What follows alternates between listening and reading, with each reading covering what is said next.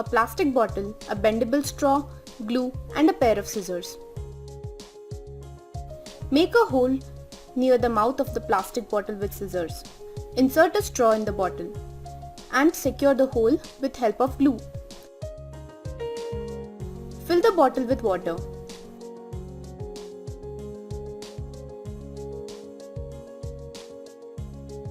Now blow a balloon and hold the neck with fingertips.